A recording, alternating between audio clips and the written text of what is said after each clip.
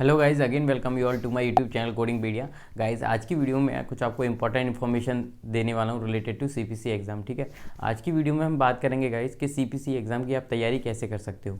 ठीक है, जैसे मैंने तैयारी करी थी, आज मैं आपको वो तरीका बताऊंगा कि कैसे आपका वे फॉरवर्ड प्लान रहना चाहिए सीपीसी एग्ज़ाम को प्रिपेयर करने के लिए। ठीक है गाइज, और उससे पहले आपको ये पता होना चाहिए गाइज कि हमारा जो सीपीसी एग्ज़ाम हम देने वाले हैं या देंगे, या जो भी स्टूडेंट प्रिपरेशन कर रहे हैं, कि वो जो एग्ज़ाम है उसको किस पैटर्न पे आता है। समझ रहे हो कि मतलब चैप्टर का क्या बाइफर्केशन है। बहुत सारे स्टूडेंट ऐसे भी हैं गाइज जिनको यही नहीं पता कि हमारे कौन से चैप्टर से कितने मार्क्स के क्वेश्चंस आएंगे। ठीक है, कि आज के टाइम पे क्या है, जो हमारी कोचिंग इंस्टीट्यूट्स होते हैं वहाँ पे क्या है, आईसीडी को पहले ही शुरू कर देते हैं। ठीक है, बट क्या है, आईसीडी का वेटेज एग्जाम में केवल 5 नंबर का है। जो मैंने आपको लास्ट वीडियो में भी बताया था कि आईसीडी का केवल वेटेज 5 नंबर का है, तो आईसीडी को पहले पढ़ने से कोई ज़्यादा फायदा होगा नहीं। क्यों? क्योंकि उसमें क्या है, ज़्यादा टाइम जाएगा और आप पैनिक कर सकते हो। तो बेटर है कि आप स्टार्ट जो करो वो सीपीटी से करो। ठीक है, तो आज की वीडियो में आपको सारा कुछ बताने वाला हूँ, जहाँ पे मैं बताऊँगा कि आप कैसे एग्ज़ाम को प्रिपेयर करोगे। ठीक है, क्या वे फॉरवर्ड प्लान रहना चाहिए आपका प्रिपरेशन करते टाइम में। ठीक है, और अपना क्या पैटर्न है, किस चैप्टर से कितने मार्क्स के क्वेश्चन आप देखोगे एग्जाम में। ये सारी चीज़ें आज की वीडियो में मैं बताने वाला हूँ। ठीक है गाइज, और अगर आपको वाउचर्स रिलेटेड कोई क्वेरी है, एग्जाम स्लॉट बुकिंग से रिलेटेड या कुछ भी है, तो आप मुझे मेरे मेल पे कनेक्ट कर सकते हो। मैं आपके लिए एग्जाम स्लॉट बुक करके दे दूंगा। ठीक है, उसके लिए आपको बस मुझे कनेक्ट करना पड़ेगा मेरे मेल आईडी पे। ठीक है गाइज, जो कि यहाँ पे ऑलरेडी मेंशन है। तो गाइज जो मेन टॉपिक था हमारा आज की वीडियो में वो ये था कि हमारा जो सीपीसी एग्जाम है उसका क्या पैटर्न रहता है। ठीक है, और हम प्रिपरेशन कैसे करें। बहुत सारे स्टूडेंट का ये क्वेश्चन भी आया था कि सर कैसे प्रिपेयर करें, लाइक वे फॉरवर्ड प्लान होना चाहिए हमें एग्जाम को प्रिपेयर करने के लिए। तो आज की वीडियो में आपके सामने यही सब बताऊंगा कि क्या वे फॉरवर्ड प्लान होना चाहिए, कैसे आप प्रिपेयर करोगे, क्या चीज़ों पे आपको फोकस करना चाहिए। ठीक है, तो गाइस सबसे पहली चीज़ है कि आपको एग्जाम पैटर्न पता होना चाहिए कि कितने चैप्टर से क्या चीज़ें आएंगी, कितने मार्क्स के क्वेश्चन होंगे, क्या वेटेज है। ठीक है, अब देखो हमारे क्या है, हमारे पास में 11 चैप्टर होते हैं सीपीटी के। ठीक है, सबसे पहले हम सीपीटी की बात करेंगे क्योंकि सीपीटी काफ़ी इंपॉर्टेंट है। सीपीटी में 11 चैप्टर्स होते हैं। ठीक है, 11 में क्या होता है गाइज, हमारे 6 चैप्टर जो होते हैं वो सर्जरी के होते हैं। ठीक है, जिसमें हमारा पहला आता है इंटेगुमेंट्री, दूसरा आता है मस्कुलोस्केलेटन, तीसरा आता है कार्डियोवास्कुलर एंड रेस्पिरेटरी, चौथा आता है हमारा डाइजेस्टिव सिस्टम, पांचवा आता है हमारा यूरिनरी सिस्टम। ठीक है, छठा आता है हमारा नर्वस सिस्टम। तो ये 6 चैप्टर होते हैं हमारे किसके, सर्जरी के। ठीक है, अब बात करेंगे नॉन सर्जरी चैप्टर की, तो उसमें सबसे पहला आता है हमारा एवेल्यूएशन एंड मैनेजमेंट, मतलब ईएनएम चैप्टर। ठीक है, दूसरा आता है हमारा रेडियोलॉजी, तीसरा आता है हमारा लैब एंड पैथ, चौथा आता है हमारा एनेस्थीसिया, पांचवा आता है हमारा मेडिसिन। ठीक है, तो इस तरीके से क्या है, हमारे 11 चैप्टर बनते हैं सीपीटी में। अब देखो गाइस सबसे इंपॉर्टेंट चीज़ है, हमारे जो सारे चैप्टर्स होते हैं सीपीटी जो कि 11 चैप्टर हैं, उनमें जो वेटेज होता है सारे चैप्टर्स का वो 6 मार्क्स का होता है। मतलब कि हर एक चैप्टर से आपको 6 नंबर के क्वेश्चन देखने को मिलेंगे, 1 नंबर के 6 क्वेश्चन देखने को मिलेंगे हर चैप्टर से। तो ये आपको मिलेगा पूरे सीपीटी के 11 चैप्टर में, एक्सेप्ट एक चैप्टर को छोड़ के जो कि हमारा क्या है, एनेस्थीसिया। एनेस्थीसिया में आपको 4 नंबर के क्वेश्चन मिलेंगे, मतलब कि 4 क्वेश्चन आएंगे आपको 1-1 नंबर के। ठीक है, तो एनेस्थीसिया का वेटेज केवल 4 नंबर का है। उसके अलावा जितने भी 10 चैप्टर हैं आपके पास रिमेनिंग, उनका जो वेटेज है वो 6 नंबर का है। मतलब कि हर एक चैप्टर से आपको 6 क्वेश्चन देखने को मिलेंगे 1-1 नंबर के। ठीक है, तो ये बात होगी सीपीटी की।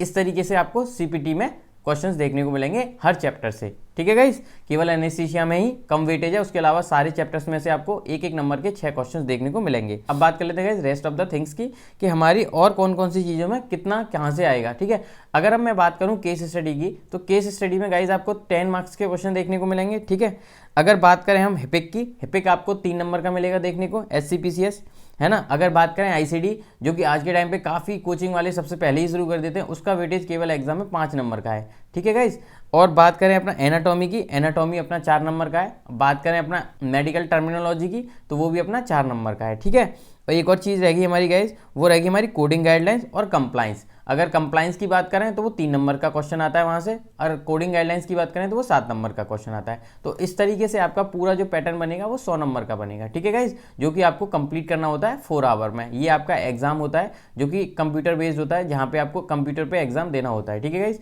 100 नंबर का क्वेश्चन पेपर होगा, उसमें क्या होगा, आपको 4 घंटे मिलेंगे। ठीक है, उसी घंटे में आपको सारा आपका अटेंड करना पड़ेगा सीपीसी एग्जाम पेपर। ठीक है गाइज, और ये जो होता है हमारा ओपन बुक टेस्ट होता है। इसमें क्या है, आपको बुक मिलेगा, बुक के अकॉर्डिंग आपको कोड देखना पड़ेगा, देख के आप अपने अप्रोप्रिएट कोड को कोड करोगे हर क्वेश्चंस में, ठीक है गाइस। तो ये रहता है अपना सीपीसी एग्जाम का पैटर्न जो मैंने आपको बता दिया। 100 क्वेश्चन रहेंगे, 100 क्वेश्चन आपको 4 घंटे में करने होंगे। इलेक्ट्रॉनिक एग्जाम होता है, ओपन बुक होता है, ठीक है। तो ये बात होगी एग्जाम पैटर्न की। अभी गाइस सबसे इंपॉर्टेंट क्या है गाइस, स्टूडेंट जो पूछते हैं कि सर हम कैसे प्रिपरेशन करें, तो प्रिपरेशन करने के लिए गाइस आपको एक की थिंग है जो कि फॉलो करनी है। देखो मैंने क्या फॉलो किया था, मैं आपको वो बताता हूँ। मैंने क्या है, जो अपने सारे चैप्टर्स हैं सीपीटी में, चाहे वो सर्जरी के हों चाहे वो नॉन सर्जरी के हो, सबसे पहले मैंने उनकी गाइडलाइंस देखी। सारे चैप्टर में कौन कौन सी इंपॉर्टेंट गाइडलाइंस हैं, कौन कौन से टॉपिक को लेके, मतलब कि किसी एक पर्टिकुलर टॉपिक की कोई गाइडलाइन है जो कि मैंने ऑलरेडी वीडियोस में बताया हुआ है कि इस टॉपिक से रिलेटेड ये गाइडलाइन है या इस टॉपिक से रिलेटेड ये गाइडलाइन है। तो मैंने इस तरीके से सबसे पहले गाइडलाइंस को पढ़ा कि क्या गाइडलाइंस हैं, कौन सी गाइडलाइन को हमें कहाँ अप्लाई करना है, मैंने ये सबसे पहले देखा, ठीक है। उसके साथ में एक और चीज़ आपको पता होना चाहिए, सबसे इंपॉर्टेंट वो है मॉडिफायर। मॉडिफायर का भी काफ़ी रोल रहता है, ठीक है, ऑप्शंस को एलिमिनेट करने के लिए। क्यों? क्योंकि जब आपको पता होगा कि मॉडिफायर का हमारा कौन से का क्या रोल है, उसके बिहाफ पे भी आप ऑप्शंस को बहुत जल्दी एलिमिनेट कर सकते हो। तो ये चीज़ भी मैंने फॉलो करी थी, मतलब कि मैंने 2 चीज़ें सबसे पहले फॉलो करी। एक तो मेरे को मॉडिफायर्स पता होना चाहिए कि कौन से मॉडिफायर का क्या रोल है, ठीक है। जब भी आप कोई चीज़ शुरू करो, सबसे पहले मॉडिफायर पता करो कि क्या मॉडिफायर है और उसको हम कौन से टाइम पे क्या सिनेरियो में यूज़ करते हैं, ठीक है। उससे आपको क्या है ना, बहुत जल्दी आसानी मिलेगी ऑप्शंस को एलिमिनेट करने के लिए। अब बात कर लेते हैं मॉडिफायर की, तो हमने बात कर ली, अब बात करते हैं गाइडलाइंस की। देखो गाइज मैंने क्या फॉलो किया था, मैंने सारे चैप्टर्स की पहले गाइडलाइन पढ़ी, ठीक है। सारी गाइडलाइंस मैंने 2-3 बार ही पढ़ी। पढ़ने के बाद में क्या है, मैंने क्या किया, एक चैप्टर उठाया, एक चैप्टर की गाइडलाइन पढ़ने के बाद में उस चैप्टर से रिलेटेड क्वेश्चंस करे, ठीक है। तो वही मैं आपको सजेस्ट करूंगा। जैसे मान लो मैंने 11 पैथ की आज गाइडलाइंस पढ़ी, उसके बाद क्या है, आप उस चैप्टर के क्वेश्चन सॉल्व करो, ठीक है। उस चैप्टर के क्वेश्चन सॉल्व करने के बाद में आप देखो कि आपके कितने क्वेश्चन सही जा रहे हैं, ठीक है। मतलब खुद से क्वेश्चन सॉल्व करो गाइडलाइन देख के, ठीक है, कि ये गाइडलाइन है तो इससे रिलेटेड हमारा ये क्वेश्चन आएगा तो हम इसको कैसे सॉल्व करेंगे, ठीक है। अगर मान लो कुछ भी नया आता है या आपको समझ में नहीं आ रहा है तो क्या है, आप देखो कि कितना आपका स्कोर बन रहा है उस पर्टिकुलर चैप्टर में, चाहे वो 11 पैथ हो चाहे वो सर्जरी का कोई भी चैप्टर हो, ठीक है। तो उससे आपको एक आइडिया लग जाएगा कि हमारा इस चैप्टर में कितना कमांड है। अगर मान लो आपके अच्छे मार्क्स नहीं आ रहे हैं तो आप देखो आपने कहाँ गलती करी है, मतलब किस क्वेश्चन में आप गलत जा रहे हो। तो ये चीज़ आप इवेल्यूएट करोगे तो आपको पता लगेगा कि आप गलती कहाँ कर रहे हो। आप अपनी गलती को सुधार सकते हो, वहाँ पे सुधारोगे तो क्या है, आपका वो चैप्टर पर्टिकुलर जिसको भी आप करोगे बेस्ड ऑन द गाइडलाइन, वो आपका अच्छा बनेगा, ठीक है। उससे आपको कॉन्फिडेंस भी आएगा। तो इस तरीके से क्या है, अपने सीपीटी के सारे चैप्टर्स को करो, ठीक है। यही चीज़ मैंने फॉलो करी थी गाइस, यही मैं आपको बता रहा हूँ। गाइडलाइन देखो, चैप्टर के क्वेश्चन देखो, कहीं गलती कर रहे हो उसको देखो, कहाँ गलती हो रही है उसको इवेल्यूएट जरूर करो। कहाँ गलती कर रहे हो उसको छोड़ो मत, उसको सॉल्व करो कि हम मैं कहाँ गलती कर रहा हूँ, मुझे पता होना चाहिए।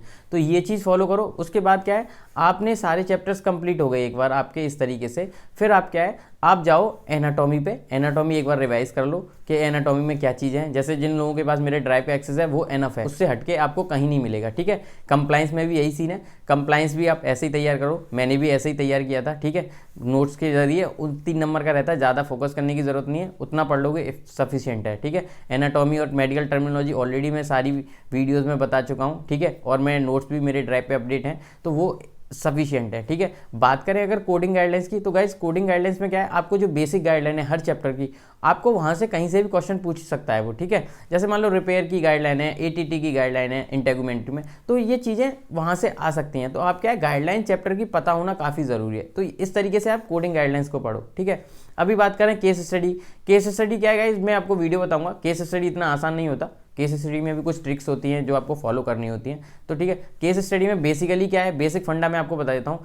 जब भी आप केस स्टडी का क्वेश्चन सॉल्व करो तो आप सबसे पहले ये देखो कि डॉक्टर ने क्या प्रोसीजर किया हुआ है, ठीक है। मतलब क्या प्रोसीजर हुआ है, वो प्रोसीजर जो हुआ है वो किस अप्रोच से हुआ है वो आपको पता होना चाहिए।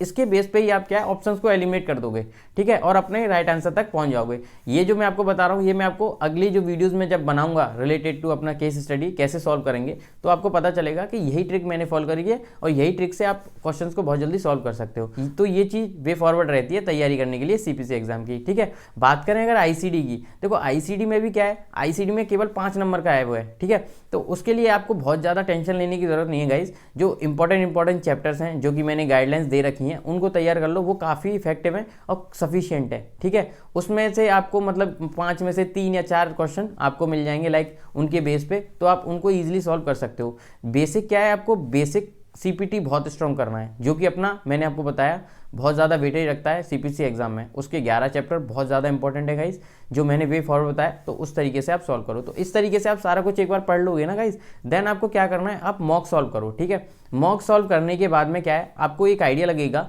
कि कितना आप सॉल्व कर पा रहे हो हर चैप्टर से। मतलब जब कंबाइंड आप पेपर दोगे एक मॉक, तो उससे आपको एक आइडिया लगेगा कि कितना आप प्रिपेयर हो, ठीक है।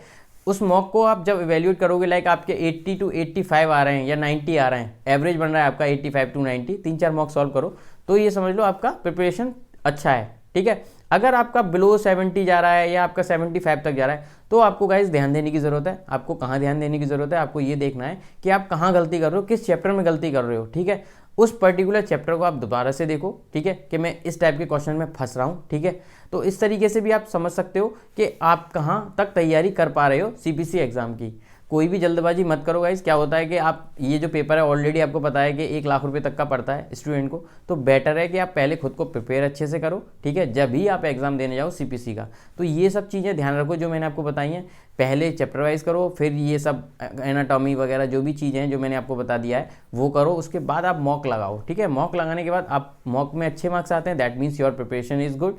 अगर मॉक्स में कहीं फंस रहे हो, कहीं आपको लग रहा है कि you are not getting good marks, है ना, तो देखो कि कहाँ गलती कर रहे हो, किस टॉपिक में गलती कर रहे हो, किस चैप्टर में गलती कर रहे हो, ठीक है। अगर आपको मेरी हेल्प चाहिए तो आप कर सकते हो, तो मैं आपकी भी हेल्प कर सकता हूँ related to those particular chapter, या मैं उसकी वीडियो बना दूंगा जिससे कि आपको भी एक आसानी हो जाएगी कि कहाँ पे हमें क्या चीज़ देखनी होती है, ठीक है गाइज। तो ये तैयारी करोगे तो आप अपना सीपीसी एग्जाम क्लियर कर पाओगे गाइज। मैंने भी क्या है, एक बार में ही सीपीसी अपना क्लियर कर लिया था बेस्ड ऑन द फैक्ट जो मैंने आपको बताया इन्हीं पे, ठीक है। और मुझे लगता है कि ये जो इन्फॉर्मेशन मैंने दी है ये काफ़ी इफेक्टिव है और ये आपके लिए भी काफ़ी इंपॉर्टेंट है, क्योंकि आप अगर ऐसा फॉलो करोगे, अगर आप ऐसा फॉलो कर पाओगे, तो आप, मैं आपको गारंटी देता हूँ, आप 110% पास हो जाओगे। कोई ज़्यादा टफ नहीं है गाइस, बस बेसिक आपको पता होना चाहिए कैसे तैयारी करनी है, क्या करना है। लोगों को यही नहीं पता कि क्या एग्जाम पैटर्न है, किस चैप्टर में कितने मार्क्स का क्वेश्चन आता है, ठीक है, ये तक नहीं पता अभी, क्योंकि इंस्टीट्यूट वाले बताते ही नहीं है कुछ भी, ठीक है। तो मेरा क्या है ना कि बेसिक आप तैयार करो, बेसिक तैयार करोगे तो आपको कॉन्फिडेंस भी आएगा, आपको समझ में भी आ जाएगा क्या चीज़ आप कर रहे हो, क्या चीज़ आपको करनी है। तो ये कुछ इंपॉर्टेंट इन्फॉर्मेशन है guys related to CPC exam कि क्या पैटर्न रहता है, कैसे बाइफरकेट करोगे, ठीक है, कैसे तैयारी करोगे, मैंने कैसे करी वो मैंने आपको बता दिया। आई होप आपको समझ में आया होगा कि कैसे आपको सीपीसी एग्जाम की प्रिपरेशन करनी है। अगर कोई और भी डाउट है तो आप मुझे कमेंट कर सकते हो, ठीक है। एग्जाम रिलेटेड कुछ डाउट है, आपको एग्जाम वाउचर्स खरीदने हैं, आपको एग्जाम स्लॉट बुक कराना है, आपको शेड्यूल कराना है, तो आप मुझे कनेक्ट कर सकते हो मेरी मेल आईडी पे, जो कि यहाँ पे ऑलरेडी मेंशन है, ठीक है। सारे प्रोसेस में करके देता हूँ, और कोई भी हेल्प है तो आप मुझे मेरे मेल आईडी पे कनेक्ट कर सकते हो। तो गाइज आज की वीडियो में केवल इतना ही। आई होप आपको इन्फॉर्मेशन अच्छा लगा होगा, ठीक है। अगर आपको मेरा इन्फॉर्मेशन अच्छा लगा हो तो please like my video and subscribe my channel for further video related to CPC exam. Thank you guys.